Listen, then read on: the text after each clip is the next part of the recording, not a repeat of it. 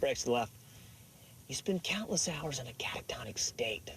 Your eyeballs glued to your shiny monitor as you click, click, click the day away. You see a lot of things, but you're not going anywhere. What if, like Alice through the looking glass, you're able to crawl through that screen? What do you find on the other side?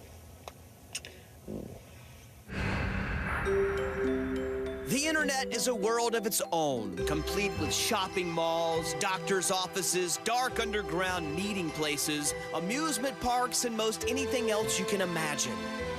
Martin Sargent had been traveling the back roads of the web since its inception, and he had become a web junkie.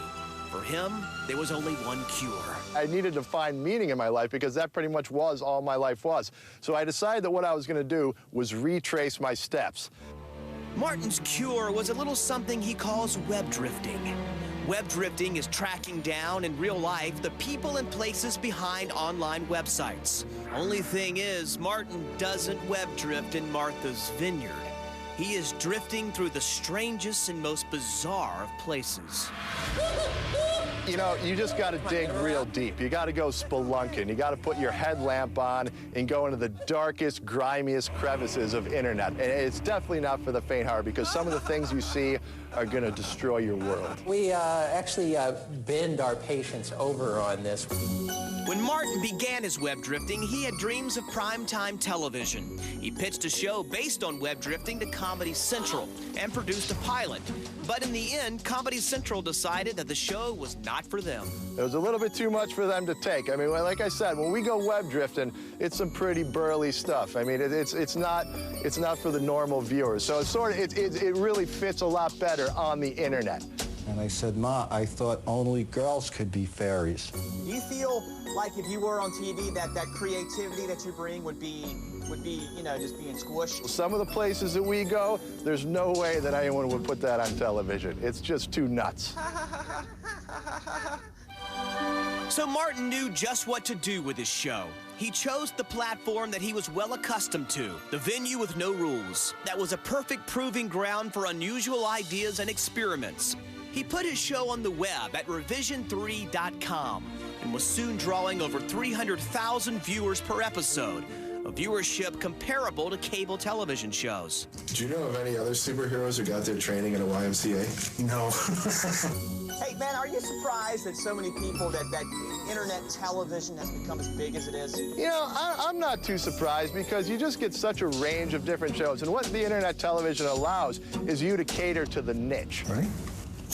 Do you have people at this point, since you've become pretty famous, this web drifting thing, are you having people email you stories about, like, where you should go? It takes a real professional to find the kind of sites that we go after. So I've been at this for a really long time. I know where all the bodies are buried. I know where to look on the internet. So usually we end up visiting the sites that we end up finding in our own late-night research. Different strokes for different folks. As Martin drifts like Odysseus through the webscape, he encounters quite a carnival of characters. Did Jesus come here on a spaceship? Yeah, absolutely. Good question. Thank you.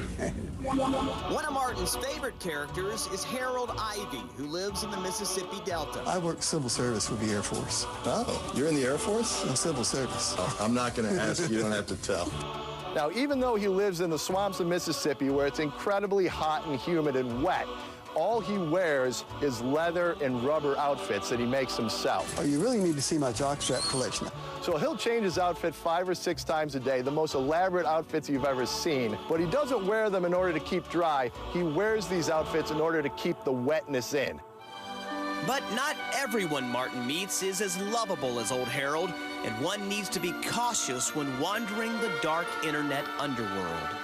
If no one ever hears from me again, you know, every time we go into one of these things, I always think this might be the one where they kill me. And I don't go into these things armed, but one of these days, it's probably going to be my last web drifter. Drink it down. And tonight could be the night, so this could be my final interview. Final Channel interview or not, Martin has found success on the net. Wow! Wow! And is part of a pioneering crowd that has been able to turn their backs on traditional broadcasters and still have a successful outlet for their unique talents and ideas. It's like what we used to use to run the Lionel trains around the Christmas tree. Yeah, we plug you in, though, not the train.